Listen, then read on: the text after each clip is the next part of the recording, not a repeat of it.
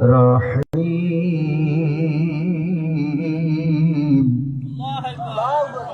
وإذا سمعوا اللغو أعرضوا عنه وقالوا لنا أعمالنا ولكم أعمالكم سلام عليكم لا نبتغي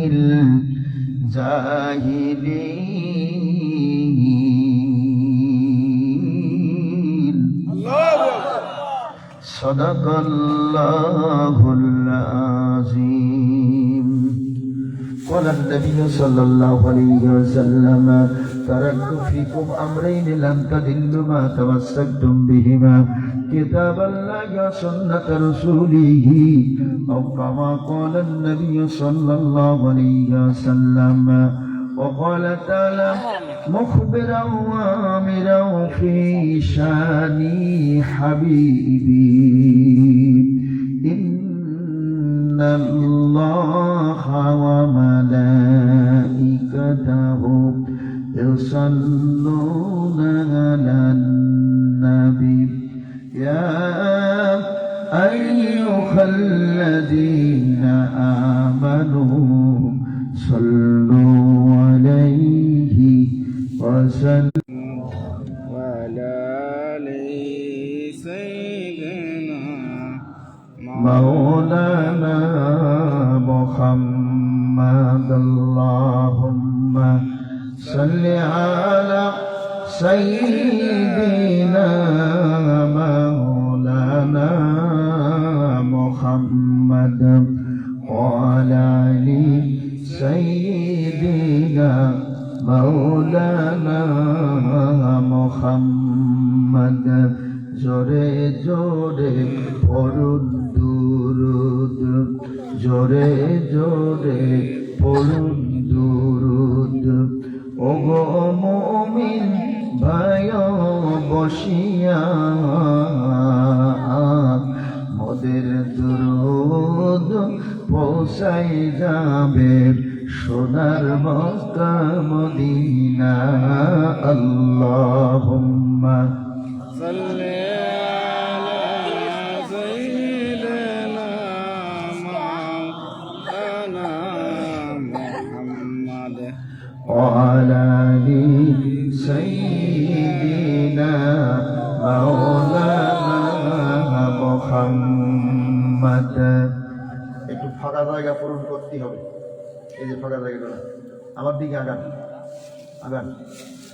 লা ইলাহা ইল্লাল্লাহ লা ইলাহা ইল্লাল্লাহ লা ইলাহা ইল্লাল্লাহ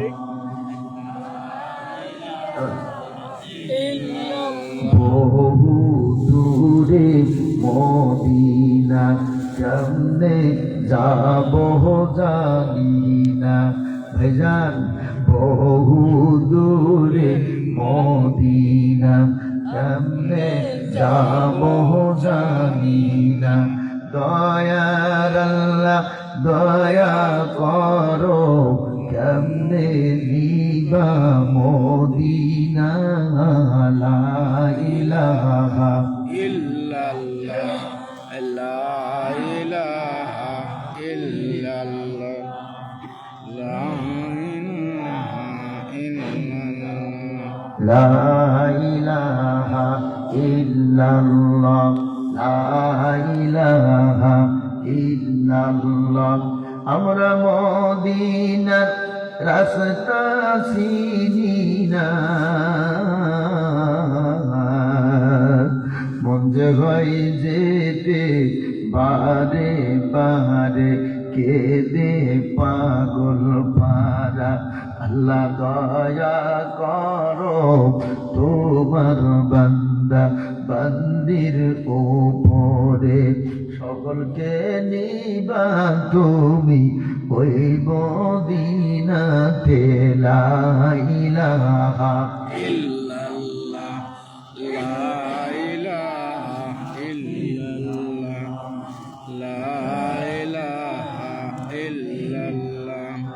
লা ইলাহা ইল্লাল্লাহ লা ইলাহা ইল্লাল্লাহ পাগল মোহন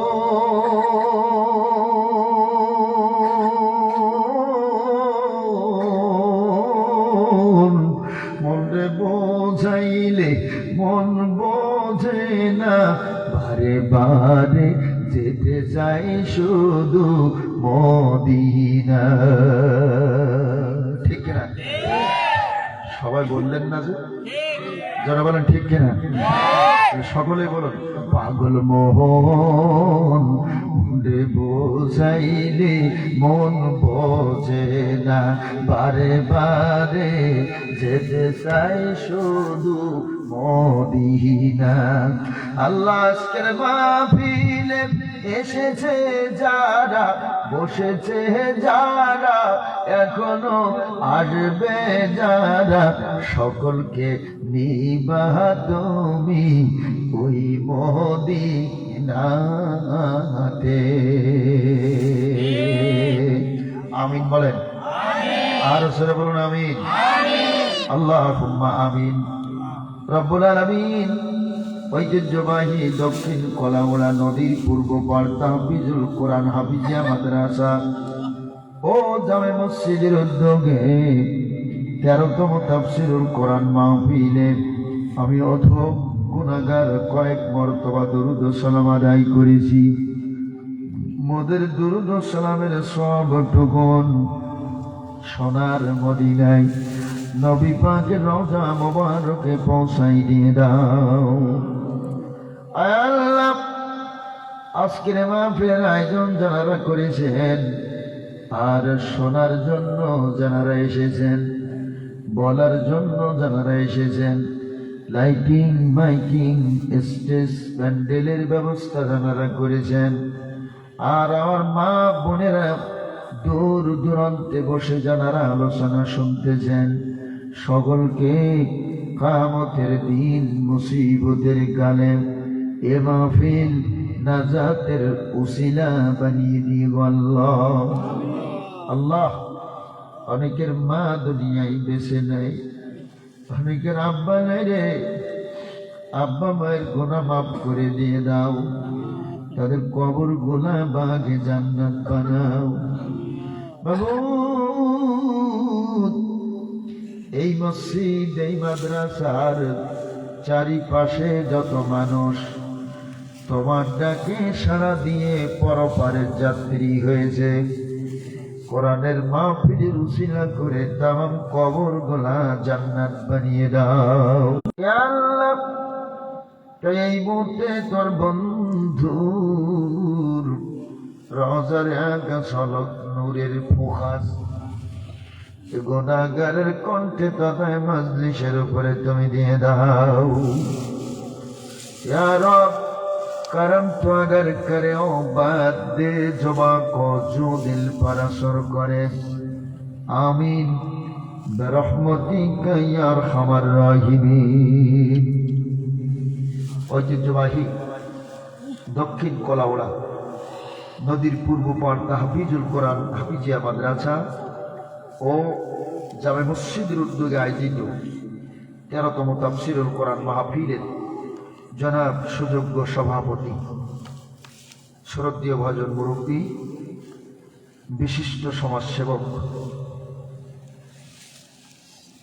অত্র মসজিদের সম্মানিত সভাপতি জনাব মোহাম্মদ মুসলিম উদ্দিন সাহেব বারাকাল্লাহু ফি হায়াতিক সকলে বলে আল্লাহুম্মা আমিন জনাব মোহাম্মদ মনু মিয়া সাহেব বিশিষ্ট মুরব্বী অত্র সমাজ আজকের মাহফিলে এতক্ষণ যাবৎ অত্যন্ত সুললিত কণ্ঠে সুন্দর আলোচনা পেশ করে আপনাদেরকে উপহার দিয়েছেন আপনাদের এই গ্রামের কৃতি সন্তান নন্দিত মুফাসসিরে কোরআন বিশিষ্ট আলেমে দ্বীন কলাউড়া কামিল মাদ্রাসার সুযোগ্য উপাধ্যক্ষ আমার অত্যন্ত মহব্বতের মানুষ জনাব হযরত মাওলানা আব্দুস সত্তার সাহেব দামাত বারকাতুল আলিয়া বারাকাল্লাহু ফি হায়াতি। সকলে বলে আল্লাহুম্মা আমিন। আলোচনা পেশ করে আপনাদেরকে ধন্য করেছেন হযরত মাওলানা তাজুল ইসলাম সাহেব। আলোচনা পেশ করেছেন হযরত মাওলানা সিরাজুল ইসলাম সাহেব। পত্র মাহফিলের সম্মানিত যুবক ভাই, আল্লাহ দরবারে শুকরিয়া আদায় করি, জোরে বলি আলহামদুলিল্লাহ, যে আল্লাহ তাআলা আপনাকে আমাকে এখানে আসার বসার কিছু কথা বলার শোনার তৌফিক দিচ্ছেন বা এখনো দিবেন, সেজন্য প্রাণ করে রবের শুকরিয়া আদায় করি, জোরে বলি আলহামদুলিল্লাহ। আল্লাহ পাকের সবচেয়ে বড় শুকরিয়া যিনি আপনার আমার শরীর সুস্থ রেখেছেন। আলহামদুলিল্লাহ বলতে মন চায় না? জোরে বলুন রব্বানা লাকাল হামদ হামদান কাসীরান তাইয়িবান মুবারাকান ফীহি।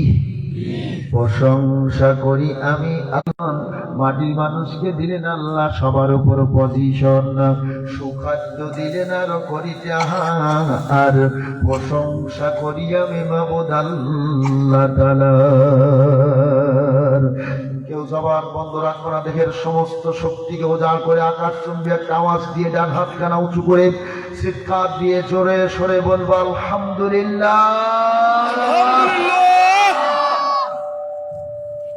মোটামুটি লাইন ভালো আছে, আরো একবার জোরে বলি সাল্লাল্লাহু আলাইহি ওয়াসাল্লাম। মাগফিরাত কামনা করব। কোরআন প্রতিষ্ঠার সংগ্রামে অংশগ্রহণ করে জীবন বিলিয়ে দিয়ে গেছে যারা, আল্লাহ তাদের শহীদি মরণ কবুল করুন, জোরে বলে আমিন। আরো জোরে বলে আমিন। আমাদের নেক্সট জেনারেশনের জন্য যদি কোরআন দেখে যেতে হয়, আমাদের ওই যারা জীবন বিলিয়ে দিয়ে কোরআন আমাদের কাছে রেখে, আমি এই স্লোগান দিয়ে মুখরিত করব, আল্লাহ পাকের পক্ষ থেকে নেমে আসবে অসংখ্য পরীক্ষা নিরীক্ষা আপনার উপরে, জোরে বলেন ঠিক কিনা? সাবেক আমিরে জামাত মরহুম মাগফুর আল্লামা মাওলানা মতিউর রহমান নিজামী রহমতুল্লাহ আলাইহি যখন ফাঁসির কাস্টে যাবেন, ছেলেকে জিজ্ঞেস করেছিলেন, বাবা আমি কি কাপড় পরিধান করে ফাঁসির কাস্টে যাব? ছেলে বলেছিল, বাবা আপনি তো পাজামা পাঞ্জাবি খুবই ভালোবাসেন, আপনি পাজামা পাঞ্জাবি পরিধান করে ফাঁসির কাস্টে যাবেন। যখন পাজামা পাঞ্জাবি পরিধান করে ফাঁসির কাস্টে চলে যাচ্ছিলেন, মধ্যে মুজাহিদ বীর সেপাও সালাম দীপ্ত ইমানের অধিকারী যিনি, ছেলেকে ডাক দিয়ে বলেছিলেন, বাবা মন খারাপ করো না, মায়ের দিকে খেয়াল করিও, বৌমার দিকে খেয়াল করিও, বাড়িতে যাও, দেখা হবে জান্নাতে। সুবহানাল্লাহ বলবেন না? আরো জোরে বলুন সুবহানাল্লাহ। এই বীর সেপাও ছাড়া লোক সৈনিক শুধু আল্লাহর জমিনে আল্লাহর দ্বীন বাস্তবায়নের জন্য জীবন বিলিয়ে দিয়ে শাহাদাতি নজরানা পেশ করে গেছেন। আমরা তাদের জন্য মাগফিরাত কামনা করতে চাই, আমরা তাদের পথের প্রতীক হতে চাই। কি রাজি আছেন? নি সকলে রাজি আছেন? আল্লাহর দুনিয়ায় এ সিলেট সুনামগঞ্জের মাটি আল্লাহর কোরআনের ঘাঁটি। এই সিলেট সুনামগঞ্জের কলেমার পতাকা পথ পথ করে উঠবে, বাতিল শক্তির আস্তানা জ্বালিয়ে পুড়িয়ে ছারখার করে দিয়ে আল্লাহর জমিনে আল্লাহর দ্বীন বাস্তবায়নের শপথ নিয়ে সামনের দিকে যেতে হবে। রাজি আছেন যারা? দুখানা হাত তুলে দেখান তারা।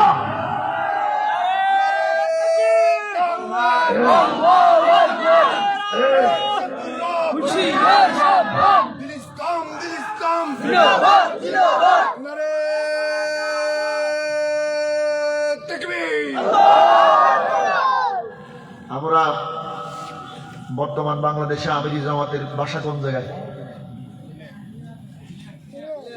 সবাই জানে না নাকি? কোন জায়গায়? আপনাদের এখানে কি বলেন? এরা বৃহত্তর সিলেটে ছিলেন আগে। আমরা সারা দুনিয়ার মানুষ তাকিয়ে আছে আমিরি জামাতের দিকে, সারা দুনিয়ার মিডিয়াগুলো তাকিয়ে আছে যেই মানুষটার দিকে। আমরা সেই জেলার মানুষে সেই মানুষটির হাত কি শক্তিশালী করতে পারবো না? যারা বলেন পারবো না? দীপ্ত শপথ নিয়ে আমরা মাগফিরাত কামনায় কোরআন প্রতিষ্ঠার সংগ্রামে যারা আছেন তাদের হাতকে শক্তিশালী করে আমরা আল্লাহর কাছে দোয়া কামনা করি, আল্লাহ আমাদের থেকে বীর সেফা ও সালা যারা শাহাদাতি নজরানা পেশ করেছেন, আল্লাহ তাদের শহীদি মরণ তুমি কবুল করিও। আমিন। জোরে বলুন আমিন। আমিন। আল্লাহ একটু মাগফিরাত কামনা করব। তবে একটি কোরআনী মাহফিলের আয়োজন করেছে আল্লাহ, এই ওসিলা করে মাটির নিচে যারা বাসিন্দা হয়েছে তাদের কবরগুলা ক্ষমা করে দিয়ে বাগে জান্নাত বানিয়ে দাও। জোরে বলুন আমিন। আমিন। আরো জোরে বলুন আমিন। আমিন। সম্মানিত ভাইরা, আপনাদের মাহফিলের পোস্টারে লেখা আছে তাফসিরুল কোরআন মাহফিল। কি বলেন, তাই কিনা? তাফসির করার বক্তা বাংলাদেশে খুবই কম। এটা হয়তো আপনারা খবর রাখবেন না, আমরা যারা বক্তা আছি তারা খবর রাখি। আসুন আল্লাহ সুবহানাহু ওয়া তাআলা যে ছোট্ট আয়াতে কারিমা তেলাওয়াত করেছি, পোস্টারে লেখা আছে তাফসিরুল কোরআন মাহফিল, এই আলোকে যেন কথা বলার তৌফিক দান করেন। জোরে বলি আমিন। আরো জোরে বলি আমিন। কোনো বক্তা যদি কোনো আয়াতের তাফসির করেন, ম্যাক্সিমাম 15টি বিষয় তার জ্ঞান থাকা লাগবে। কয়টি বিষয়? 15টি বিষয় জ্ঞান থাকা লাগবে। 1 নম্বর জ্ঞান হলো যে আয়াতের তাফসির করবেন ওই আয়াতের সহি শুদ্ধ তেলাওয়াত জানা লাগবে। আয়াতের তেলাওয়াত অধিকাংশ বক্তারা সহি পারে না, তারপরেও তাদের বক্তব্য আমরা শুনি। কি বলেন? এজন্য 1 নম্বর কাজ হলো বক্তার আয়াতের সহি শুদ্ধ তেলাওয়াত জানা লাগবে। আপনাদের এখানে বাচ্চাদের সহি শুদ্ধ তেলাওয়াতের জন্য একটি কোরআনী মাদ্রাসা করা হয়েছে। যারাই ওই মাদ্রাসার দিকে তাকাবেন, কিয়ামতের দিন কোরআনের পরিবার হয়ে আল্লাহর দরবারে তারা উঠবে। জোরে বলুন সুবহানাল্লাহ। আসুন আমি আরেকবার তেলাওয়াত করি, সকলে আমার সঙ্গে তেলাওয়াত করবেন। وَإِذَا سَمِعُوا اللَّغْوَ أَعْرَضُوا عَنْهُ وَقَالُوا لَنَا أَعْمَالُنَا وَلَكُمْ أَعْمَالُكُمْ سَلَامٌ عَلَيْكُمْ لَا نَبْتَغِي الْجَاهِلِينَ।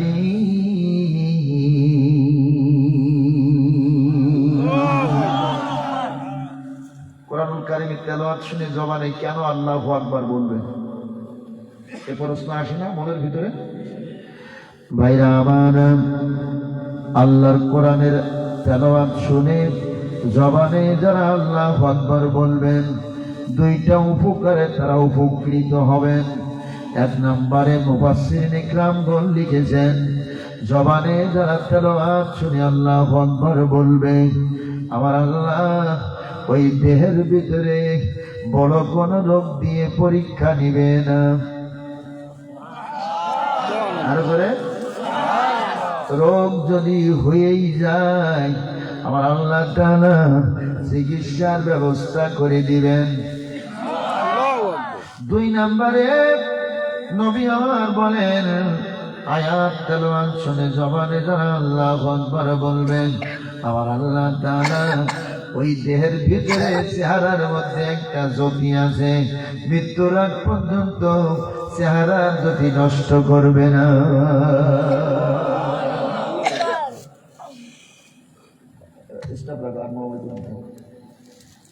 তাহলে আজকে থেকে নিয়ত করব, কোরআন শুনবো যেখানে, জবানে আল্লাহু আকবার বলবো সেখানে। রাজি আছেন তো? আল্লাহ রাব্বুল আলামিন বলেন, আয়াতের সহি শুদ্ধ তেলাওয়াত চেষ্টা করেছি পড়ার জন্য। 2 নাম্বার তাফসীর যিনি করবেন, কাজ হলো যে যে দেশে বাস করেন ওই দেশের একটা মাতৃভাষা আছে, আছে না? মাতৃভাষা অনুবাদ জানা লাগবে, অনুবাদ জানা লাগবে, বঙ্গ অনুবাদ জানা লাগবে। জোরে বলুন সুবহানাল্লাহ। চলুন আমি আপনাদের নিয়ে এই ছোট্ট আয়াতের অনুবাদে যাইতেছি। আমরা কোন দেশে বাস করি? বাংলাদেশ। আমাদের মাতৃভাষার নাম কি? বাংলা।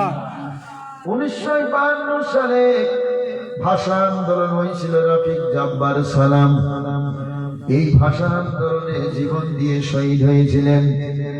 আর একজন 2জন ইসলামী স্কলার এই ভাষা আন্দোলনে অংশগ্রহণ করেছিলেন, কিন্তু এ দেশের মানুষেরা, আমার ভাইরা, স্বৈরাচার ক্ষমতায় থাকার কারণে ওই দুইজনের নাম আর কেউ উচ্চারণ করতে দেয় না। একজন হলেন মাওলানা আব্দুল হামিদ খান ভাসানী, আর একজন হলেন ভাষা সৈনিক মরহুম মকবুর আল্লামা গোলাম আজম রহমতুল্লাহ আলাইহি। জোরে চিৎকার দিয়ে বলো সুবহানাল্লাহ। ভাষার জন্য যে আন্দোলন করেছিলেন গোলাম আজম সাহেব, ওনার সেই এত পরিমাণে প্রচেষ্টা ছিল যেগুলো স্বর্ণ অক্ষরে লেখার দরকার ছিল। কিন্তু বিগত বাংলাদেশ স্বাধীনের পর থেকে একের পর এক স্বৈরা শাসক ক্ষমতায় এসেছে। জোরে বলেন ঠিক কিনা? বিশ্ব সেরা স্বৈরাচার ছিল ইরশাদ সরকার। এর মতো মুনাফিক বাংলাদেশে দ্বিতীয় আরেকটা আসবে না। দ্বিতীয় নম্বরে স্বৈরাচার ছিল খুনি শেখ হাসিনা, যে কারণে ওই আলেমদের নামগুলো ওখানে লেখা হয় নাই। জোরে বলেন ঠিক কিনা? আমরা ভয় পাচ্ছেন না তো? হ্যাঁ, ভয়ের কোনো কারণ নাই। কেউ কেউ বলছে আবার বলো আসবে, বুবু তুমি থাকো হিন্দুস্তান, আসবা নাকি গুলিস্তান। বুবু গো মনে রেখো সামনে কিন্তু আজিমপুর গোরস্তান। বলেন ঠিক কিনা? স্বৈরাচারের আস্তানা এদেশের মাটিতে আর জায়গা হবে না। আরো জোরে বলেন। এ বাংলার দাবানল ছেলেরা দ্বিতীয়বারের মতো আবাবিল পাখির মাধ্যমে স্বাধীনতা এনে যারা দিয়েছে আমাদের কাছে, এ স্বাধীনতা আমরা আর বিফলে যেতে দিব না। যার হাতের কাছে যা আছে তাই নিয়ে ঝাঁপিয়ে পড়ব বাতিল শক্তিদের এই কবর রচনা করার জন্য। রাজি আছেন যারা? দোকানে হাত তুলে দেখান তারা।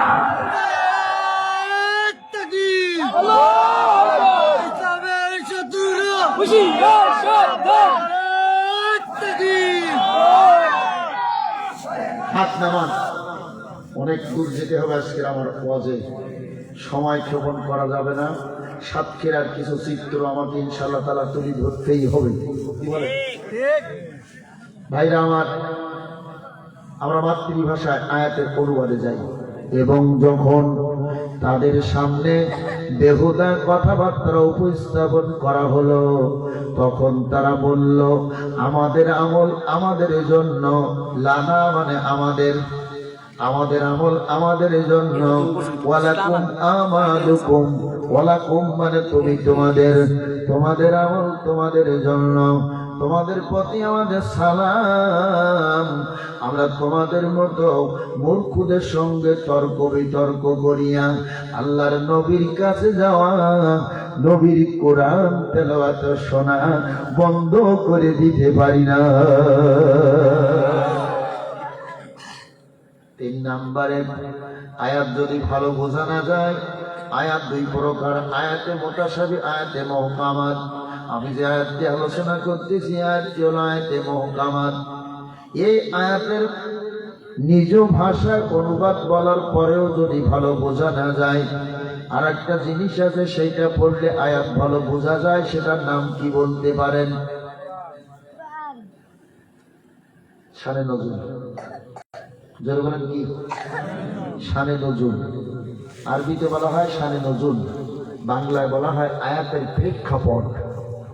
হাদিস যদি ভালো বোঝা না যায়, শানে উরুদ পড়লে হাদিস ভালো বোঝা যায়।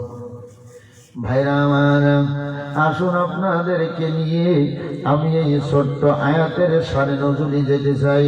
শানে নজুল কি বলবো? বাইহাকি শরীফের একটা হাদিস দিয়ে ইবনে কাসির আলোচনা শোনেননি ইনশাআল্লাহ। 1500 বছর আগে নাজিল হলো আয়াতে কারিমা। বাংলাদেশের গোটা পরিবেশের সঙ্গে মনে হবে যেন হুবহু মিল রয়েছে। যেরকম সুবহানাল্লাহ। কোরআন হলো একমাত্র এই পৃথিবীতে ডিজিটাল কিতাব। এর চাইতে ডিজিটাল কোন কিতাব পৃথিবীতে। ভাইরা আমার, মাক্কি জীবনী আল্লাহর নবী সাল্লাল্লাহু আলাইহি ওয়াসাল্লাম বলেন, আমি হাদিস সবাই দুইটা করে হাত জাগাইয়া দিলেন, নবীরে আপনি যেখানে যাইতে বলবেন কলেমার দাওয়াত নিয়ে আমরা সেখানে যাইব। এটা আল্লাহ তাআলা এই বাণী প্রচার আমাদের জন্য ফরজ করে দিয়েছেন। জোরে জোরে বলুন সুবহানাল্লাহ। ও ভাইরা, এই বাণীর প্রচার এখন বুঝিয়ার দেওয়া লাগবে না। কথা বলেন না কেন? লাগবে। একটু কথা বলতে হবে। কথা যদি না বলেন বুঝবেন না, আমার ভাষা বুঝতেছেন না। আমি বাংলাদেশের পশ্চিম দক্ষিণ কোণা মানুষ, আসছি পূর্ব উত্তর কোণা, কি বলেন? তাহলে ভাষার তো একটু ডিস্টেন্স হতেই পারে।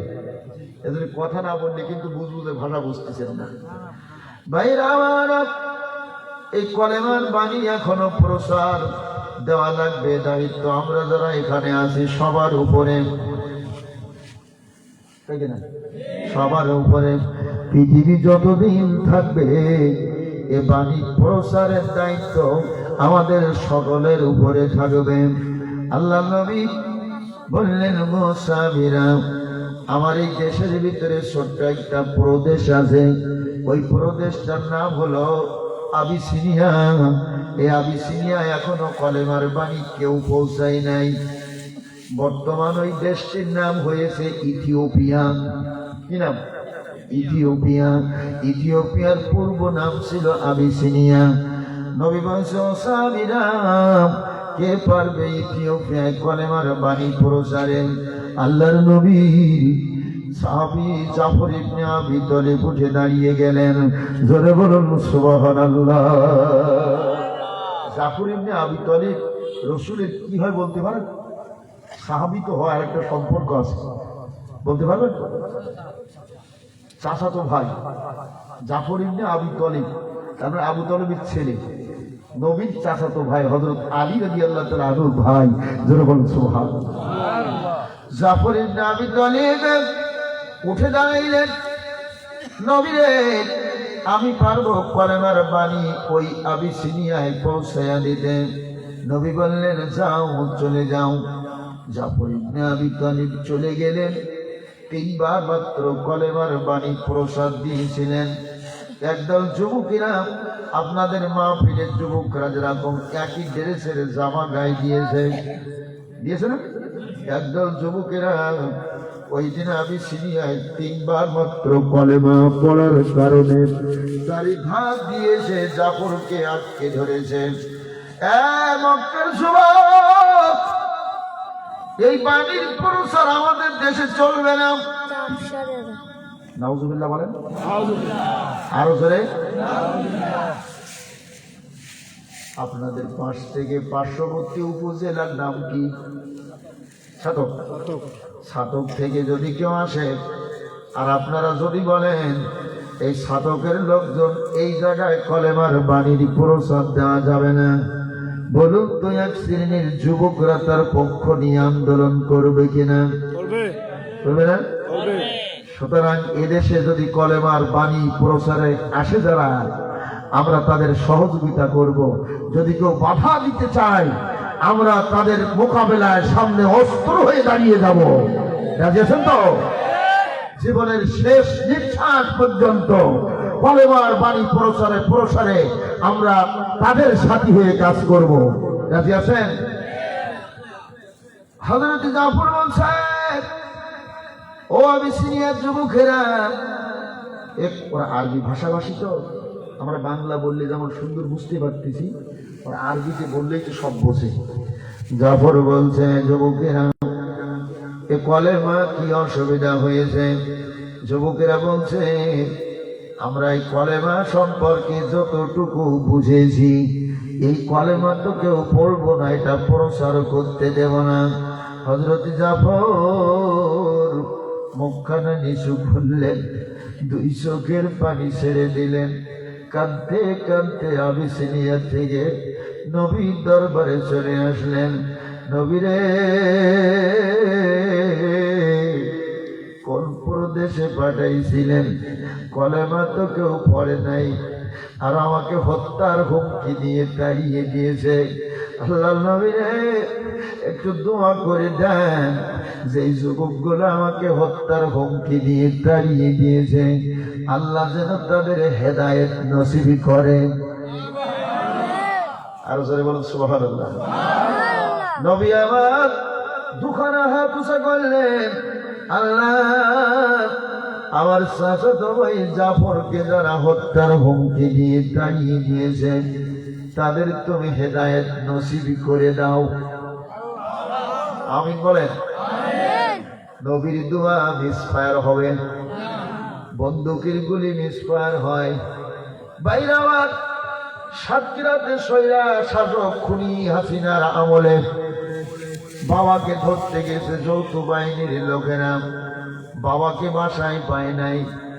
ছেলে কোরআনের হাফেজ, নবম শ্রেণীতে পড়ে, তাকে আটক করে রাত 2টার সময় চোখে কালো কাপড় বেঁধে রাস্তায় ছেড়ে দিয়ে বলেছে তুই বাসায় ফিরে যান।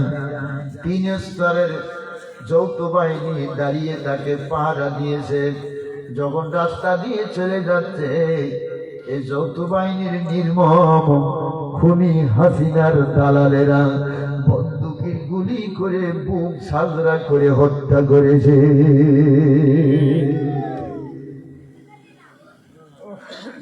সারা বাংলাদেশে এত মানুষ আর কোন জেলায় শহীদ হয় নাই। আসতে বলেন কেন? একটা না দুইটা না, 76টা ঘর বাড়ি বাসা বাড়ি বুল রিজার্ভ দিয়ে ভেঙে ফেলা হয়েছে। একটা দুইটা না, কি ছিল অপরাধ? হযরত জাফর আল্লাহর নবী দোয়া করেছে, নবীরে দোয়া করে দেন, কি অপরাধ আমার, কেন আমাকে তাড়িয়ে দিয়েছে? আল্লাহর নবী দোয়া করলেন, সঙ্গে সঙ্গে আল্লাহর দরবারে দোয়া কবুল হয়েছে। যেই দোয়া কবুল হয়েছে, ওই যেই যুবকেরা জাফরকে তাড়িয়ে দিয়েছিল, ওরা আবার এক জায়গায় হয়ে গেছে। সমস্ত যুবকদেরকে একজন যুবক ডাক দিয়ে বলছেন, এ যুবক ভাইরা, আজকের একটা কথা বলবো, কাউকে ভয় পাবো না। আমি 2 দিন আগে একটা বড় বিপদের মধ্যে ছিলাম, একটা কষ্টের মধ্যে ছিলাম। এই বিপদ কষ্ট থেকে উদ্ধার হওয়ার কোন পথ আমি খুঁজে পাইতেছিলাম না। হঠাৎ, বুঝবেন কিন্তু ভালো করে, হঠাৎ মক্কার যুবক যেই বাণীর প্রসাদ দিয়ে গেছে, এই বাণীটা যখন আমি অন্তরে অন্তরে পড়েছি, আমি তাকায় দেখি রে,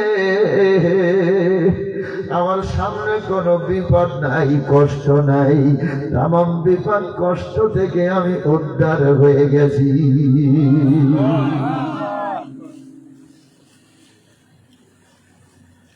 আরেকজন যুবক ডাক দিয়ে বলছে, যুবক ভাইরা, 2 দিন আগে আমার বাড়িতে কোনো খাওয়ার ছিল না, ক্ষুধার তাড়নায় কাতর হইয়া বিছানায় শুয়ে কাতরাইতেছিলাম। হঠাৎ মক্কার যুবক যেই বাণীর প্রসাদ দিয়ে গেছে, এই বাণীটা যখন আমি অন্তরে অন্তরে পড়েছি, আমি তাকাই দেখি রে, আমার পেটে কোনো ক্ষুধা নাই, তামাম ক্ষুধা আমার নিবারণ হয়ে গেছে। সেই কলেমা এখন আছে না নাই? সেই কলেমা পড়লে এখনো বিপদ দূর হবে কিনা? সেই কলেমা পড়লে এখনো ক্ষুধা নিবারণ হবে কিনা? এখনো সেই কলেমা যদি আপনি আমি মুখে পড়ে কলেমা হাতে ধারণ করতে পারি, তাহলে কোন বাতিল শক্তির মোকাবেলায় আমাদেরকে পাকড়াও করতে পারবে না। পাকড়াও যারা করতে আসবে, তারা এই দুনিয়ার জমিন থেকে বিতাড়িত হবে। যেমন বিতাড়িত হয়েছে এক ধাক্কায় মামুর বাড়ি দিল্লি চলে গেছে। চলে বলে ঠিক না? মাঝে মাঝে একটু এলাপতি ডোজ পড়বে, বোঝেন তো নাকি? অসুবিধা ভাইরা আমার, যুবক দলপতি আছে, একজন দলপতি ডাক দিয়ে বলছেন, যুবক ভাইরা, যেই কলেমা পড়লে খোদা থাকে না, যেই কলেমা পড়লে বিপদ থাকে না, কষ্ট থাকে না, এই কলেমা যার পরে নাজিল হয়েছে, ওই লোকটারে দেখলে না জানি কত ভালো লাগবে। চল আমরা মক্কার বন্দরি কলেমাওয়ালা লোকটারে এক নজর দেখে আসি। আয়াত কিভাবে নাজিল হয় কলিজা ঠান্ডা হয়ে যাবে আপনাদের। তাফসীরের আলোচনা। আল্লাহ পাক তুমি সকলকে বোঝার তৌফিক দিও, জোরে বলে আমিন। একদল যুবক নবীর কাছে যাওয়ার জন্য রওনা দিয়েছে। যারাই নবীর সাহাবী জাফরকে তাড়িয়ে দিয়েছিল তারাই রওনা দিয়েছে। আল্লাহর নবী এই সময় কাবার ভিতরে সাহাবীদের নিয়ে কথা বলতেছিলেন। আর নবীর সবচেয়ে বড় শত্রু, ইসলামের সবচেয়ে বড় শত্রু, মুসলমানদের সবচেয়ে বড় শত্রু, আপনার আমার সবচেয়ে বড় শত্রু নাম কি? জোরে বলেন। আল্লাহু আকবার। আমার এই মুরব্বি বাজান আগেই বলছে আবু জাহেল। যারা নবীর বড় শত্রু নামখানা বলতে পারলেন ওই দেহ আল্লাহ তাআলা জাহান্নামের আগুনে দিবে না। সুবহানাল্লাহ। আমার বন্ধুরা, নবী কাবার শরীফের ভিতরে আর আবু জেহেল কাবার পাশে ছোট্ট প্রাচীর দেওয়া একটা জায়গা আছে। এই জায়গাটার নাম হাতিম বলা হয়। এই হাতিমের কাছে আবু জেহেল দাঁড়িয়ে আছে দুইটা জিনিস নিয়ে। একটা হলো খাতা আর একটা হলো কলম। এই দুইটা জিনিস নিয়ে আবু জেহেল দাঁড়িয়ে আছে। ১৫০০ বছর আগের কথা বলতেছি বন্ধুরা। আবু জেহেল দাঁড়ানো কাবার হাতিমের কাছে। হাতিম এমন একটি জায়গা, আল্লাহর নবী আমার বলেছেন হাতিমের ভিতরে যদি 2 রাকাত নামাজ আমার উম্মত আদায় করতে পারে জীবনের তামাম গুনাহ খাতা তার মাফ হয়ে যায়। ও ভাইরা, কয়েকবার চেষ্টা করেছি হাতিমের কাছে যাওয়ার জন্য। আমি 2018 সালে মাকে নিয়ে আল্লাহ তাআলা হজ করার তৌফিক দিয়েছিলেন। 2023 সালে রমজান মাসে আবার উমরায় গেছিলাম। হাতিমের কাছে যাইয়া পুলিশকে অনুরোধ করেছি ভিতরে ঢোকার জন্য। করোনার কারণে ভিতরে যাওয়ার কোনো অনুমতি ছিল না। কিন্তু প্রাচীর ধরে ধরে চোখের পানি ছেড়ে কেঁদেছি আর বলেছি, আল্লাহ বাংলার জমিনের মানুষের বাঁকা স্বাধীনতা তুমি পুনরায় ফেরাইয়া দিয়ে দিবা। আল্লাহ তাআলা হাজার হাজার মানুষের দোয়ার বরকতে আল্লাহ রাব্বুল আলামিন এ দেশকে দ্বিতীয়বারের মতো স্বাধীন করে দিয়েছে।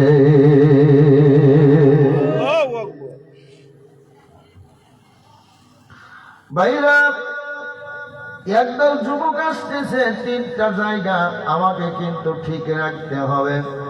যুবক আসতেছে একদল, দেখা হবে আবু জেহেলের সঙ্গে, যাবে কলেমা ওয়ালার কাছে। এ যুবকেরা কই যাবি? কই কলেমা ওয়ালা একজন লোক আছে, ওই লোকটার কাছে আমরা যেতে চাই। আবু জেহেল বলছে, না না না, তার কাছে যেতে পারবি না, তার কাছে গেলে তোরা কিছুই পাবি না। আবু জেহেল বলছে যাওয়া যাবে না। যুবকরা বলছে যাইতে না দিলে হবে না। আবু জেহেল বলছে, যুবকরা যদি নিতান্ত যেতেই চাস, আমার কাছে খাতা আছে, কলম আছে, তোদের প্রত্যেকের নামগুলো লিখবো। বাবার নাম, দাদার নাম, পাড়া মহল্লার নাম লিখবো।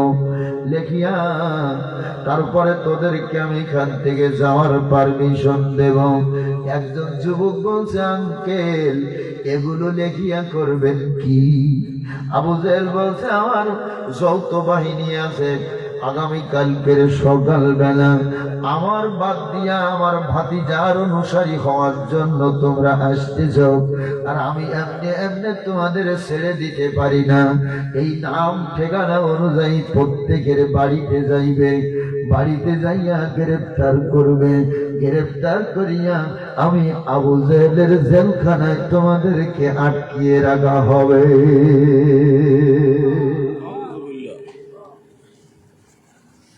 নিরপরাধ মানুষদেরকে এই এলাকায় গ্রেফতার করছিল কিনা? কথা বলেন। মাসুম বিল্লাহ কই? মাসুম বিল্লাহ তো গ্রেফতার হয়েছিল।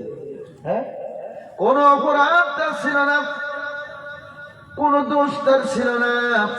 সারা বাংলাদেশে আমার ভাইরা কোন উপজেলা নেই যে মাপ পাইছে। কথা বলেন না কেন? নিরপরাধ মানুষদেরকে গ্রেফতার করার কৌশল ছিল আবু জাহেলের। কার? আবু জাহেলের। আর বাংলাদেশে 16টা বছর যারা ক্ষমতায় ছিল, 14 বছর 7 মাস যারা চেয়ারে বসেছিল আমার ভাইরা, তারাই কিন্তু নিরপরাধ মানুষদেরকে গ্রেফতার করেছিল। সুতরাং এটা ছিল ওই আবু জেহেলের কার্যক্রম, এটা ছিল আবু জেহেলের অভ্যাস। বাংলার জমিনে যারা করেছে ওরা আবু জেহেলের বংশের ছাড়া কেউ না। আমি কিন্তু কোরআনের হাদিস দিয়ে বলছি, দেখেন তো মিলছে কিনা। একজন যুবক পেছন দিক থেকে দাঁড়িয়ে গেছেন, আঙ্কেল আর একবার যদি বলেন নামগুলো লিখব, এক ভক্সিনি না কোড়াইয়া দেব। সুবহানাল্লাহ বলেন, আরো জোরে বলুন সুবহানাল্লাহ। কিছু যুবক আছে না এরকম রাগী, আবু জেহেল নর্মাল হয়ে গেছে, খুব নর্মাল, তাই যা তোদের বাধা দেব না। এই সময় আবু জেহেল যে কথাগুলো বলেছিল, আর আবু জেহেলের কথার প্রতি উত্তরে ওই যুবক রাজা বলেছিল, আমার আল্লাহ তাআলা কোরআনুল কারীমের সূরা আল কসাসের 55 নম্বর আয়াতে কারিমা বানাইয়া আমার নবীকে জানাইয়া দিয়েছিলেন। আসুন আবু জেহেল কি বলেছিলাম এইবার দেখবেন, মজা লাগবে আমার ভাইরা। ওয়াইযা সামিউল লাগওয়া আরাদু আনহু, আল্লাহু আকবার। আরো জোরে। এবং যখন আবু জেহেল তাদের সামনে বেহুদা কথাবার্তা বলেছিল, আবু জেহেলের সব কথা আল্লাহ বলেছেন বেহুদা, নিরর্থক, কোনো মানে নাই। সুবহানাল্লাহ বলুন।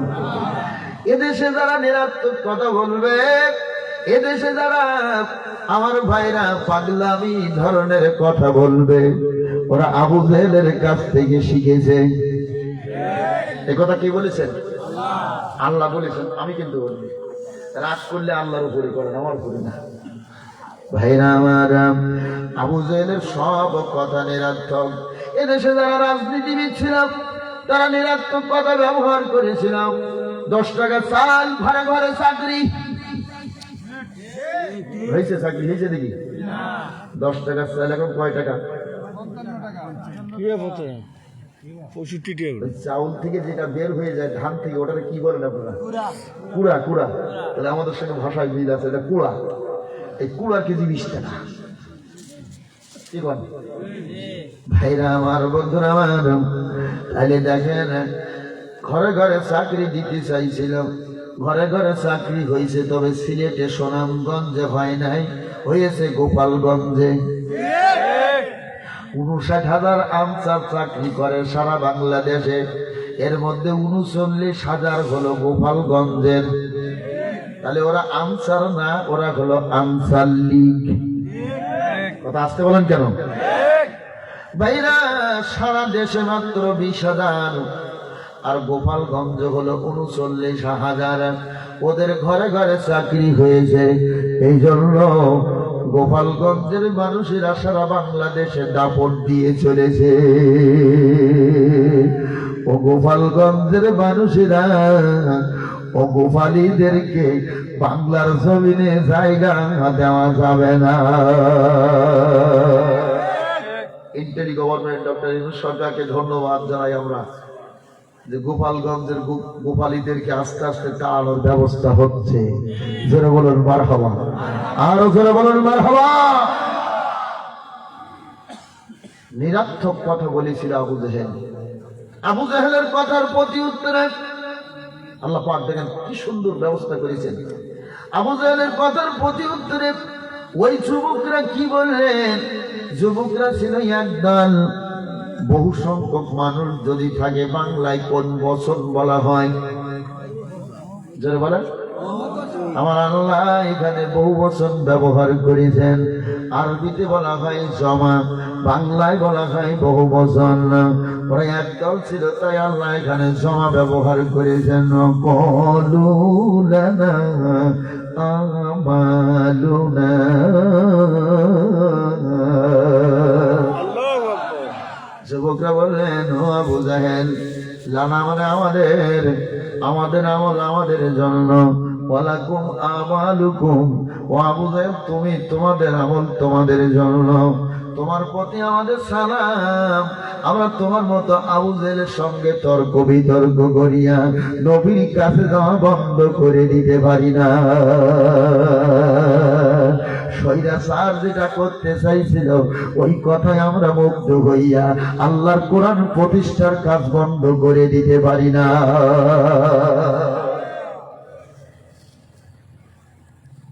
আবু জাহেল বলছে, যাও। রসুল কাবার ভিতরে, আল্লাহর নবী কাবার ভিতর থেকে ডাক দিচ্ছেন, জাফর কই? একদল যুবক আসতেছে, ওদেরকে ভিতরে আসতে পারমিশন দাও। আরো জোরে। রসুল এতগুলো সাহাবী থাকতে জাফরকে কেন বললেন? কয়েকদিন আগে ওরা জাফরকে তো তাড়িয়ে দিয়েছিল, তাই জাফরের মনে যেন একটু আনন্দ লাগে। রসুল এই কারণে বললেন, জাফর তুমি ওদেরকে অনুমতি দাও। জোরে বলেন সুবহানাল্লাহ। হযরত জাফর বলেন, ওদের অনুমতির কণ্ঠের আওয়াজের ভিতরে আমি যেন শাহাদাতের সুগন্ধি খুঁজে পেয়েছি। ভিতরে ঢুকে বললেন, আমার ওয়াজ কিন্তু এবার শুরু হচ্ছে ভাইরা, খুব মনোযোগ দিয়ে শুনবেন, বেশিক্ষণ তো ওয়াজ করতে পারবো না, 12টার পরে তো আর গেলে হবে না। হবে? কথা বলেন না কেন? কয়টা বলেন? আহা ভাইরা আমার, আম্মা জানেরা, মনোযোগ দিয়ে শুনবেন। আমার এই একটা আলোচনা যদি আপনারা শুনতে পারেন, এবছর আপনাদের আর কোনো তাফসীর মাহফিলে যাওয়া লাগবে না। আমি অনেক কষ্ট করে 4-5টা তাফসীর এক জায়গায় করে আলোচনাটা আপনাদের সামনে পেশ করতেছি। ভাইরা আমার, আল্লাহর নবী ভিতরে যখন যুবকরা ঢুকে পড়েছে, নবী আমার বলছে, ও যুবকেরা, কোথায় বাড়ি কোথায় ঘর, কি জন্য এসেছ? আবিসিনিয়া থেকে এসেছি। আবিসিনিয়ার যুবকেরা, কলেমা যার উপরে নাজিল হয়েছে ওই লোকটারে এক নজর দেখার জন্য এসেছি। কই কলেমাওয়ালা লোকটি কই? এক নজর একটু দেখতে চাই। ওরা তো নবীরে চেনে না ভাইরা আমার, ওরা তো নবীরে চেনে না, জানে না। নবী আমার সাদা আঙ্গুল দিয়া নিজের বক্ষের দিকে ইশারা করে বললেন, এই তো কলেমাওয়ালা। যেই নবী পরিচয় দিয়েছে, ওরা নবীর মুখের দিকে অবলোক দৃষ্টি দিয়ে তাকিয়ে সবাই দুই চোখের পানি ছেড়ে দিয়েছে। আমার নবী বলছে, যুবকেরা রে, অমর করে তাকিয়ে কেন চোখের পানি ছেড়ে দিয়েছ? কলেমাওয়ালা রে, আমরা আমাদের জীবনে এত সুন্দর চেহারার মানুষ কোনোদিন দেখি নাই। একজন মানুষের চেহারায় যে এত নূর বিরাজ করে কোনোদিন আমরা জানতাম না। আমরা এত কষ্ট পরিশ্রম করে আপনার কাছে এসেছি, আপনার মুখের দিকে তাকাইয়া আমাদের তামাম ক্ষুধা পিপাসা নিবারণ হয়েছে। আমাদের পায়ে হেঁটে হেঁটে পথ চলেছি, তামাম দুর্বলতা আমাদের দূর হয়েছে। জোরে চিৎকার দিয়ে বলো সুবহানাল্লাহ।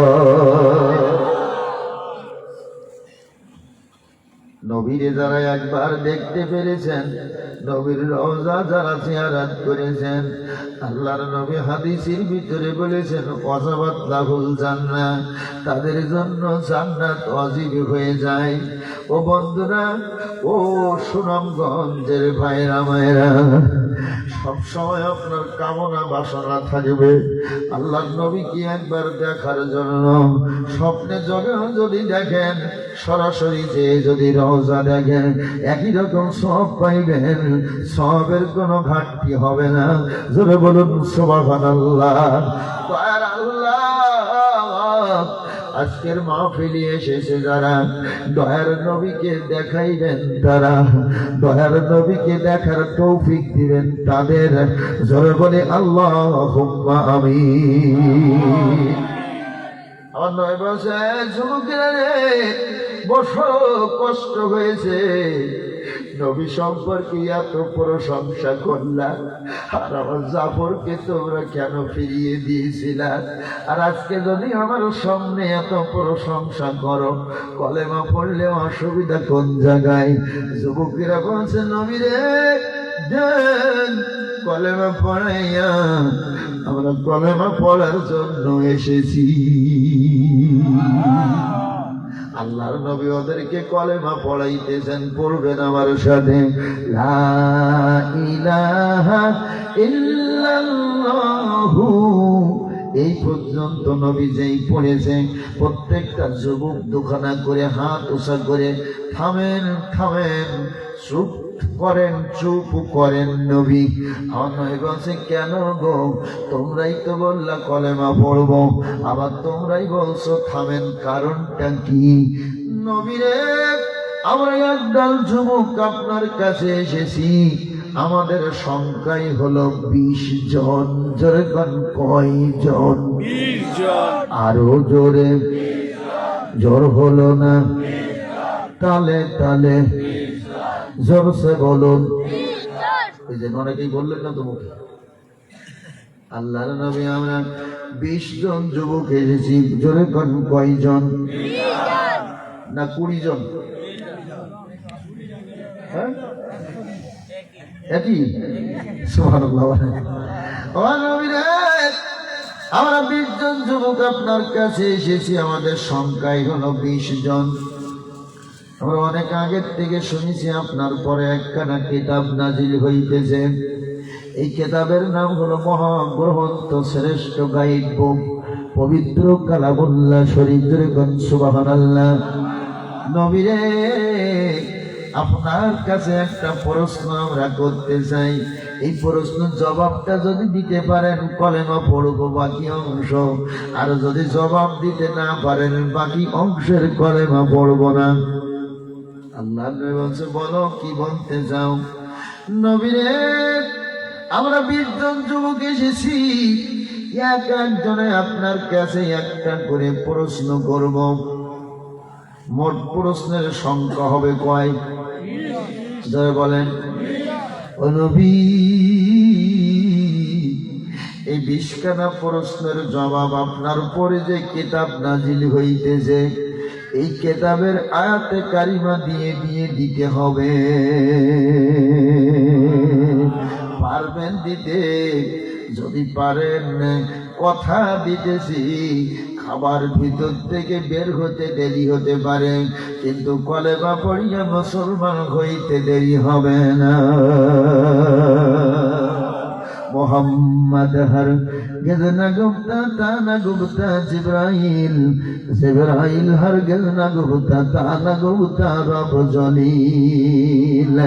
আমার আল্লাহ ডাক দিয়ে বলেন, জিবরিল যাও, কাবার ভিতরে আমার বন্ধু প্রশ্ন সম্মুখীন হয়েছে, বন্ধুকে জানাইয়া বলে দাও, ওরাই যে প্রশ্নগুলো করবে প্রত্যেকটা প্রশ্নের জবাব আমার দোস্ত, আমার বন্ধু 20টা আমল আমি এনেছি। বাসায় নিতে হবে, নেবেন তো? বাড়িতে নিতে হবে, নেবেন নি? কে কে নিবেন না একটা হাত করেন।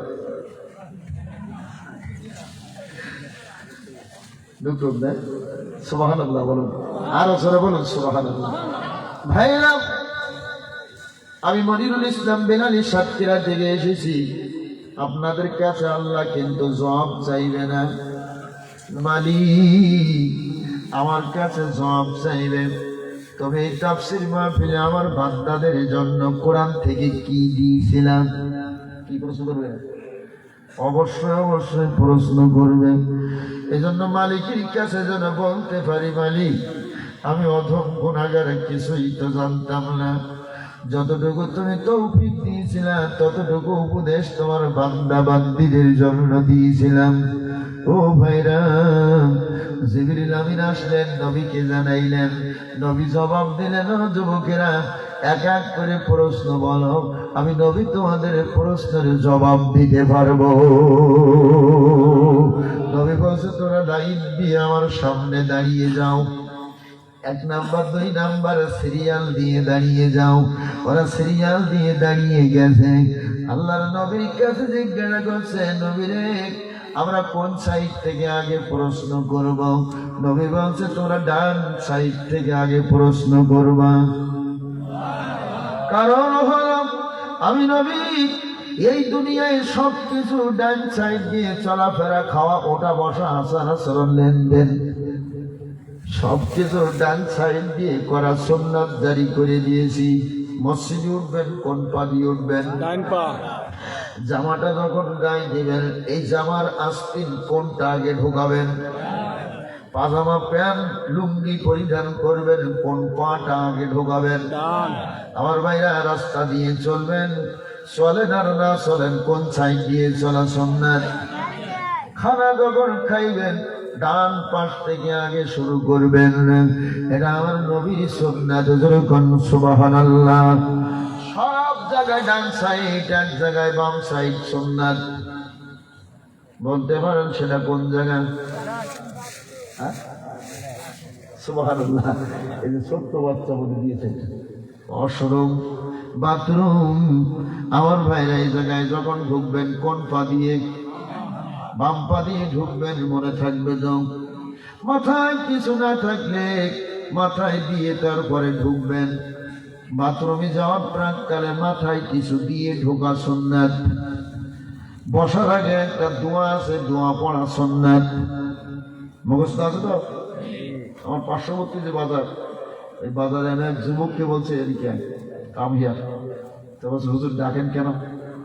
বললাম, আমি তো ওয়াজ করছি অনেক আগের থেকে, 25 বছর। বাথরুমে যাওয়ার দোয়া মুখস্থ আছে? কন কি হুজুর, মুখস্থ নাই মানে? আমি একটু বলতো দেখি, শুনি। বলছে, ইন্না লিল্লাহি ওয়া ইন্না ইলাইহি রাজিউন। দুনিয়া থাকবে না, শেষ হয়ে যাবে। নাকি বাথরুমে যাওয়ার দোয়া? ভাইরা আমার, বাথরুমে যাওয়ার দোয়া হলো মিশকাতুল মাসাবি শরীফের হাদিস, বাবুল আদবুল খলাই, এই অধ্যায়ের মধ্যে আমি ক্লাসে পড়াই, আল্লাহুম্মা ইন্নী আউযু বিকা মিনাল খুবুসি ওয়াল খাবাইস, রাওয়াহু তিরমিজি। আও কামা ক্বালা নবী সাল্লাল্লাহু আলাইহি ওয়াসাল্লাম।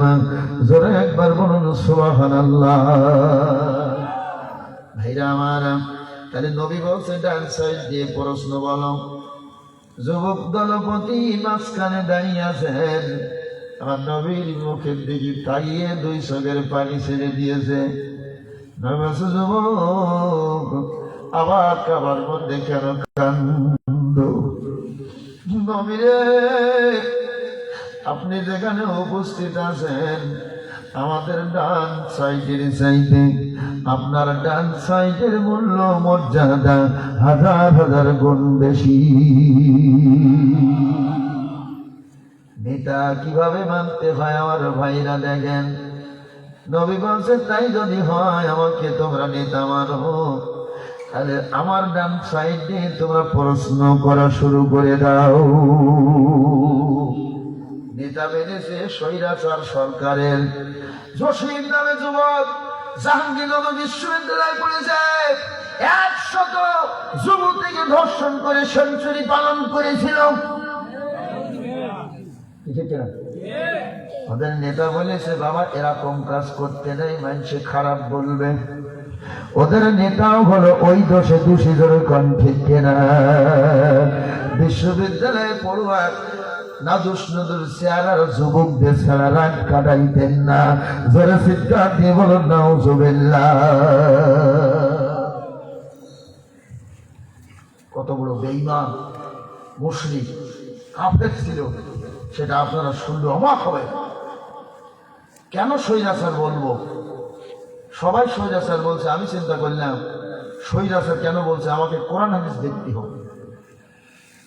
কোরআন হাদিস দেখে পাইলাম রাসূল বলেছেন 5টা গুনাহগুণ যার ভিতরে থাকবে সেই হবে স্বৈরাচার। কয়টা?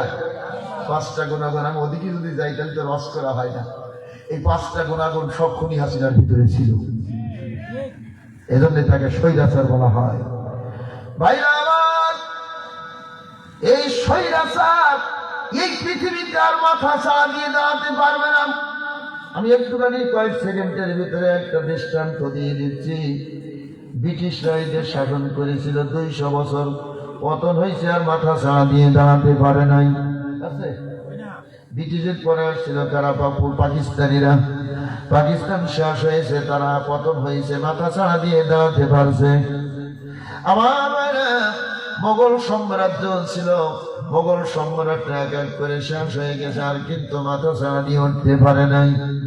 আছে সুতরাং 56 বছর ছিল আওয়ামী লীগের রাজত্বকাল। এই 56 বছরের পতন হয়েছে, আর দেশে মাথা ছাড়া দিয়ে দাঁড়াতে পারবে না। কোথায় গেল মন্ত্রীরা সব, কোথায় গেল কাদের কাকা? তোমাদের সারা দেশটা যে আজ লাগে ফাঁকা ফাঁকা। যারা বলে ঠিক না, কত বড় ভট, কত বড় জাহের, নৌকায় করে পালাচ্ছিল। হ্যাঁ, তানিসুল হক সাহেব বলছে যে ওরা নেবেন না।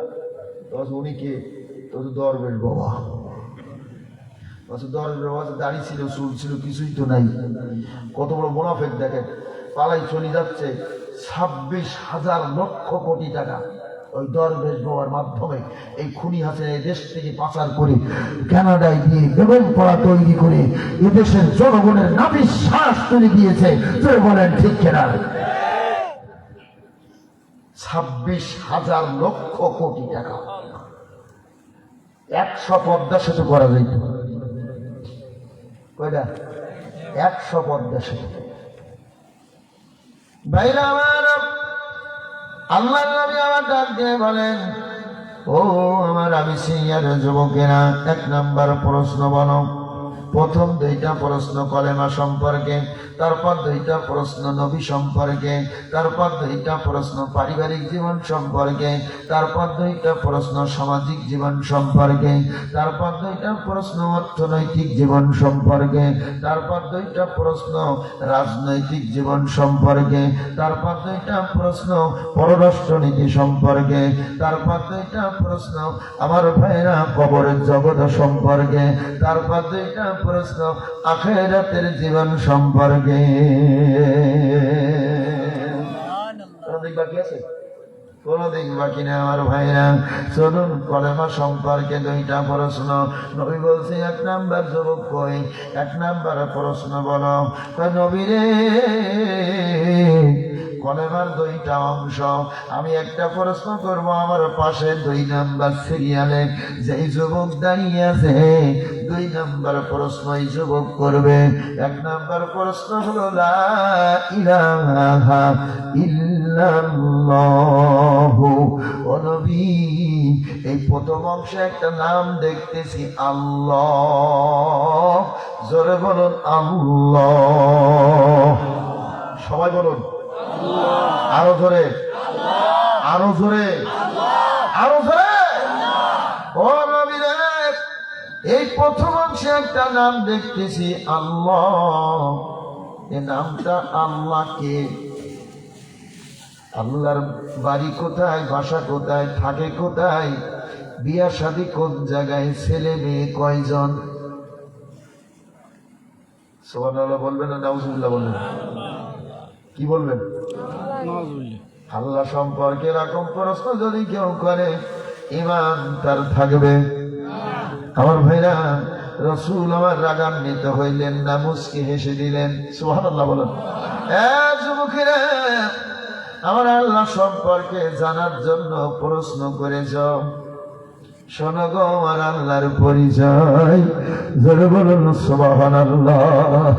পড়ুন আমার সাথে বিসমিল্লাহির রহমানির রহিম।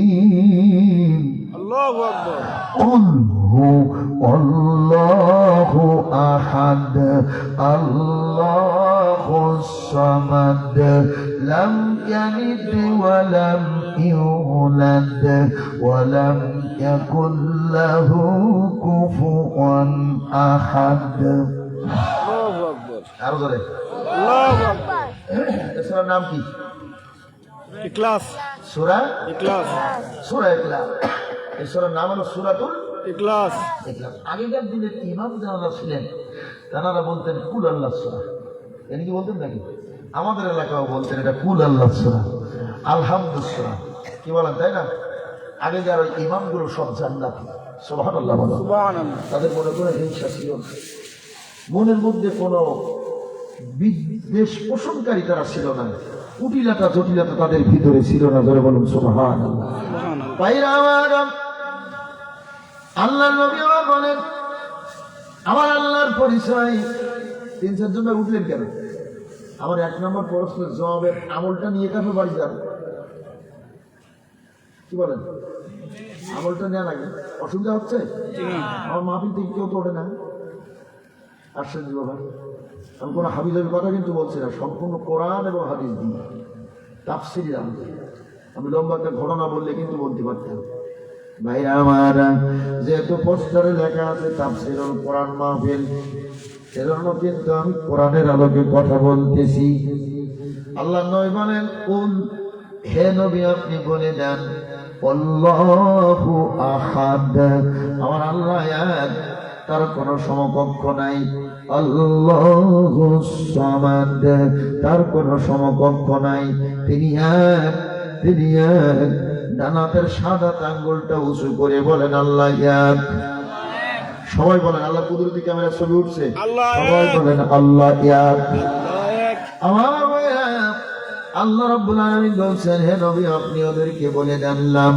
ইয়ালিদ ওয়া লাম ইউলাদ তিনি কারোর থেকে জন্ম হন নাই কাউকে তিনি জন্ম দেন নাই বিয়াশাদী ছেলে মেয়ে এই দুইটা শব্দের ভিতরে আছে সুবহানাল্লাহ বলুন আমার ভাইরা এরপরে নবী আমার বলছেন ওয়ালাম ইয়াকুল্লাহু কুফুয়ান আহাদ আল্লাহু আকবার তেলাওয়াত করেন এই শেষ আয়াতটা ওয়ালাম বলেন ওয়ালাম ইয়াকুন ولم يكن له كفوا أحد জোরে তেলাওয়াত করেন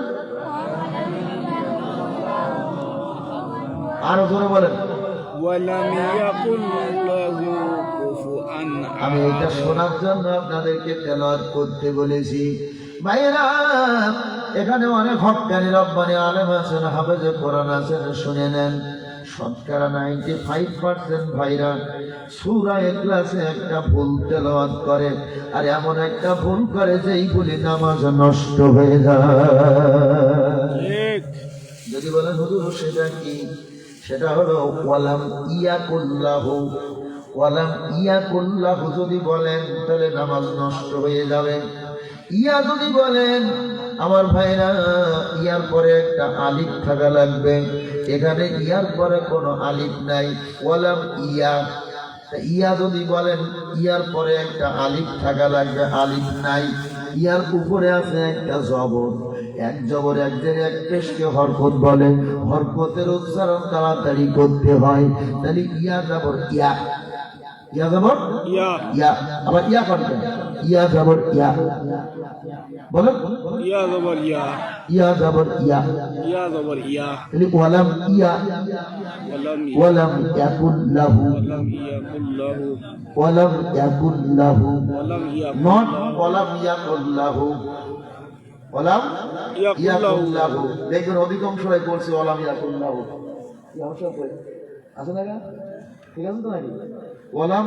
ইয়াকুল লাহু হবে না ওয়ালাম ইয়াকুল লাহু ওয়ালাম ইয়াকুল লাহু এই একটা সূরা তেলাওয়াতের এই জায়গাটা সই শুদ্ধ করে বাড়িতে যান আজকের রদ লাগবে না কি বলেন ভাই লাগবে আজকের রদ লাগবে না যুবকদের মাহফিল সার্থক আমার আলোচনা সার্থক হবে কিয়ামতের ময়দানে আমরা সবাই পুরস্কৃত হব সুবহানাল্লাহ বলুন সুবহানাল্লাহ তাহলে আমার সঙ্গে আবার তেলাওয়াত করেন ওয়ালাম ইয়াকুল লাহু কুফুয়ান আহাদ ওয়ালাম ইয়াকুন লাহু কুফুয়ান আহাদ এই ছোট্ট কোরআনের পাতিগুলো ভালো পড়ছে ওয়ালাম ইয়াকুল লাহু ولم يكن له ওয়ালাম ইয়াকুল লাহু ولم يكن له ওয়ালাম ইয়াকুল লাহু কিন্তু বলা যাবে না ওয়ালাম ইয়াকুল লাহু ولم يكن له কুফুয়ান আহাদ।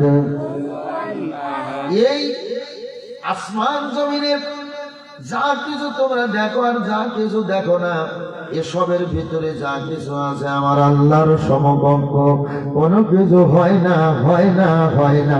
জোরে বলুন সুবহানাল্লাহ।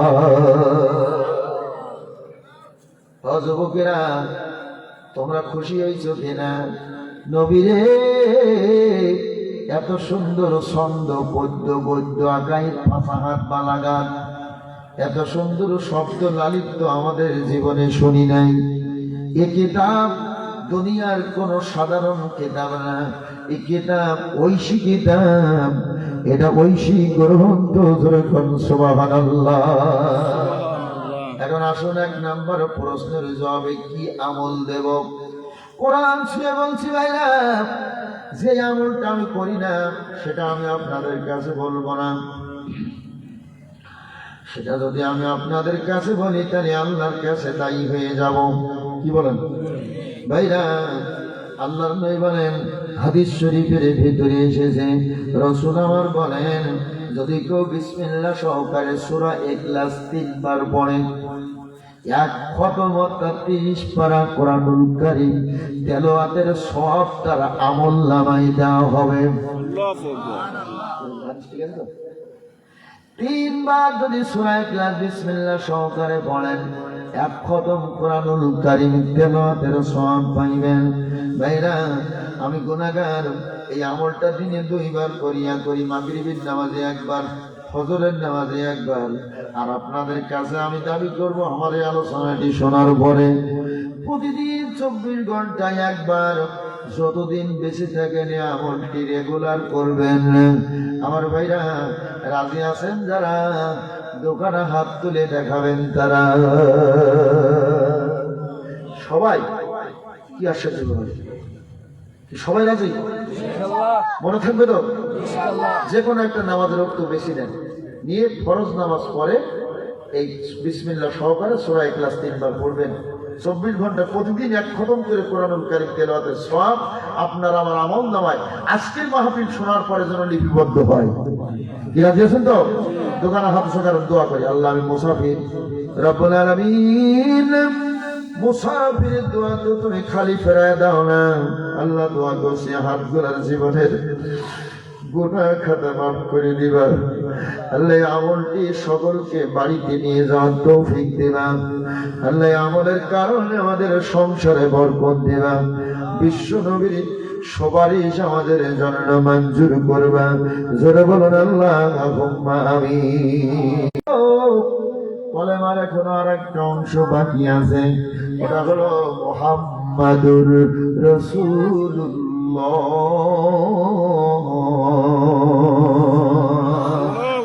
কলেমার শেষ অংশে একটা নাম দেখতেছি, বিন হাবিব আল মুহাম্মদ। এই নামটা কার? নবী বলছো নামটা আমার। কোন জায়গায় আছে গো কোরআনে বলে দেন। আমার নবী বলছে, যুবকেরা রে, আমার আল্লাহ আমার এই নামখানা কোরআনুল কারীমে কোন জায়গায় আহমদ লিখেছেন, কোন জায়গায় মুহাম্মদ লিখেছেন। আহমদ নামখানা আসমানবাসীদের জন্য বরাদ্দ দিয়েছেন, জমিনবাসীদের জন্য মুহাম্মদ নামখানা বরাদ্দ দিয়েছেন। নবীরে কোন জায়গায় আছে আমার নবী তেলাওয়াত দিয়েছেন সূরা ইমরান 152 নম্বর আয়াত, ওয়া মা মুহাম্মাদুন ইল্লা রাসূল।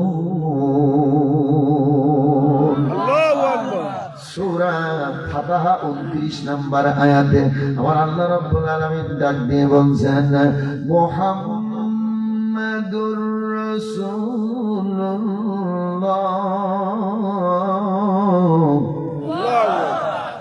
ঘুম পাচ্ছেন নাকি? نعم জোরে বলুন আল্লাহু আকবার। الله أكبর।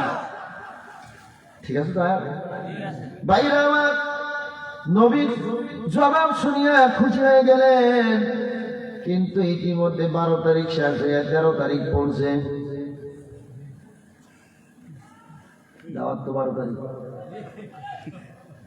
এখন কয় তারিখ? 13 তারিখ। 13 তারিখ। 12টার পরে তো আর যাওয়া যায় না, যায় কয় কি ওই তো হালকা পাতলা। সুবহানাল্লাহ বলেন। এই সকাল সকাল তুললে কি অসুবিধা হইতো? অসুবিধা হইতো? এখন তো আলোচনা শুরু করিনি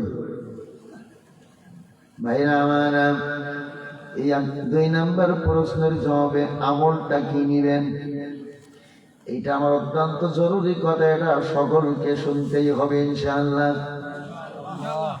আমার আম্মা জানেরা মনোযোগ দিয়ে শোনে, আল্লাহর নবীর জবাবে হযরতি ওমরের বর্ণিত একটা হাদিস আমি বর্ণনা করতে চাই। আরবি ইবারত বলবো না, সময় না থাকার কারণে বাংলা অনুবাদ বলতেছি। হযরতি ওমর রাদিয়াল্লাহু তাআলা আনহু বলেন, রাসূল মেম্বারের উপরে বসা ছিলেন, হঠাৎ রাসূল বললেন আমিন। আমরা সাহাবীরা বললাম আমিন। রাসূল দ্বিতীয়বার বললেন আমিন। আমরা দ্বিতীয়বার বললেন 3 শ্রেণীর উম্মত ধ্বংস হয়ে যাক। আমি জিবরিল আমিনের কথায় একমত হয়ে আমিন বলেছি। কয় শ্রেণীর লোক? জোরে বলেন। 1 নম্বর শ্রেণীটা শোনেন আমার ভাইরা। আল্লাহর নবী আমার বলেন, ও সাহাবীরা, জিবরিল আমিন আমাকে বলে গেলেন, আল্লাহর নবী রে, আপনার উম্মতের মধ্যে যেই সমস্ত সন্তানেরা, যেই সমস্ত ছেলে মেয়েরা তার আব্বা মার খেদমত করবে না, আব্বা মার সাথে ভালো ব্যবহার করবে না, আব্বা মার দিকে নেক দৃষ্টি দিয়ে তাকাবে না, ওই সন্তান ধ্বংস হয়ে যাক। নবী বলেন, আমি জিবরিল আমিনের কথায় একমত হইয়া আমিও বলেছি আমিন। ও সন্তান, রব্বুকা আল্লা তা'বুদু ইল্লা ইয়্যাহু ওয়া বিল ওয়ালিদাইনি ইহসানা ইম্মা ইয়াবলুগান্না ইনদাকাল কিবারা আহাদাহুমা أو كلاهما فلا تقل لهما أف ولا تنهرهما وقل لهما قولا كريما واخفض لهما جناح الذل من الرحمة وقل رب ارحمهما كما ربياني صغيرا। আবু হুরায়রা রাদিয়াল্লাহু তাআলা আনহু কোন শিক্ষকতা করা হবে না, কি বলে? শিক্ষকতা করা হবে না ভাইরা আমার। ও ভাইরা মনোযোগ দিয়ে শোনেন, এই পৃথিবীতে যারা সম্মানের চেয়ারে বসেছে, আব্বা মার দোয়ার বরকতে বসেছে, আমার মাওলানা আব্দুল সত্তার ভাই আমার বাম পাশে সম্মানের চেয়ারে বসেছে, আল্লাহ তার সম্মান ইজ্জত বাড়িয়ে দিয়েছেন শুধু একটা মাত্র কারণে, আব্বা মার দোয়ার বরকতে। পৃথিবীতে যারা সম্মান পেয়েছে, ইজ্জত পেয়েছে, বড় হয়েছে, ধনী হয়েছে, এই পৃথিবীতে যারা সুনাম অর্জন করেছে আব্বা মার দোয়ার বরকতে, আল্লাহর ওলি যারা হয়েছেন আব্বা মার দোয়ার বরকতে, হাফেজে কোরআন যারা হয়েছে আব্বা মার দোয়ার বরকতে, বড় আলেম যারা হয়েছে আব্বা মার দোয়ার বরকতে। হে যুবকেরা রে, তোমার মা যেন কষ্ট না পায়, তোমার বাবা যেন কষ্ট না পায়। মাকে যদি কষ্ট দাও তোমার জীবন বরবাদ হয়ে যাবে, বাবাকে যদি কষ্ট দাও তোমার জীবন বরবাদ হয়ে যাবে। রাসূল আমার বলেছেন, আব্বা মা যেই সন্তানের পরে খুশি আমার আল্লাহ সেই সন্তানের পরে খুশি, আব্বা মা যেই সন্তানের পরে খুশি না আমার আল্লাহ ওই সন্তানের পরে খুশি না। চলে যান চট্টগ্রামে বাইজিদ গোস্তামি রহমতুল্লাহ আলাইহি, শুধু মাকে বলেছিলেন, মা বলেছিলেন একটু পানি পান করাও। বাইজিদ যে দেখে পানি নাই, কলসিতে আনতে গেছে দূরি, এসে দেখে মা ঘুমিয়ে গেছে, গিলাস হাতে নিয়ে বাবা বাইজিদ মায়ের শিবরে দাঁড়িয়ে থাকলেন। গভীর রাত্রে ভাঙ্গিল মায়ের নিদ, তাকিয়ে দেখে গেলাস হাতে বাবা বাইজিদ। এ বাবা বাইজিদ ঘুমাওনি আর গেলাস হাতে নিয়ে দাঁড়িয়ে আছো।